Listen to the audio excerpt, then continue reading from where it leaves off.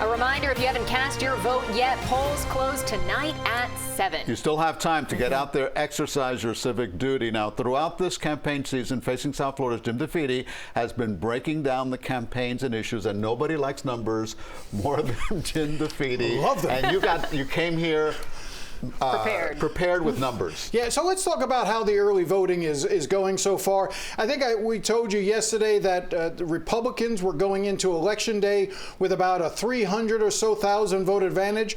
Well, so far from early voting numbers that we've seen statewide, that lead has just grown. It's now upwards of 800,000 more Republicans have voted than Democrats. Now, of course, that doesn't count the NPAs. That also doesn't, just because a Republican votes doesn't mean that they always vote Republican. Same thing with Democrats. But this is why you saw, like, for instance, in those live shots you took with Joan and Ted a few minutes ago, you saw long lines of people waiting to get into the DeSantis event and really all dressed up, and saw a ballroom that was relatively empty except for media at the Charlie Crist event. Now, I will tell you that in Dade County, turnout is down. It's probably going to come in just under 50% for election in Dade County. Or total? Total. And in Broward County, it's probably about the same thing.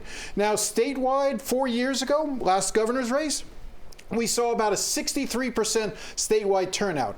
Right now, those numbers are hovering around 50%. So I figure by the time the polls close, we'll probably be mid-50s, right around mid-50s. I think that the real issue is, are Democrats not just depressed, but also depressed in general? And are they not showing up? Now, the point we should make is there are lots of other issues besides partisan races. There's the school board, there's, bond issues, there's constitutional amendments. So whether or not you voted or feel that your candidate may or may not win and your vote doesn't matter, there are a lot of things on the ballot that still do matter, so you need to get out there. Obviously, anecdotally, I just got a text message from someone who was at his, designated polling place saying there was not another soul there. He was the only person in there to vote. Granted, 5 o'clock, a lot of people vote early, so that actual election day turnout, so many people think, the outcome is a foregone conclusion, or you think that that's why they skip out on this day? So I think it's a couple of things. I think we're still in that post-pandemic phase where voting patterns are really hard to discern.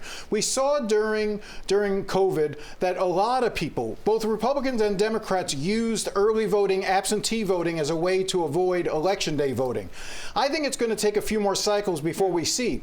Essentially, what we're seeing right now is about 2/3 of the vote is coming in early and absentee, and about 1/3 is coming in on election day. So that's why we often talk about the election day phenomenon. Election day started 2 weeks ago, 3 weeks ago, when absentee ballots go out, and I think candidates sometimes forget that, and sometimes we in the media forget that. We need to be reminding people and talking to them about these races a lot earlier sometimes. The good news is no more campaign ads. The night is young, Jim. We've got much more to talk about. No robocalls. That's Absolutely. All right, Jim DeFede, thanks so much.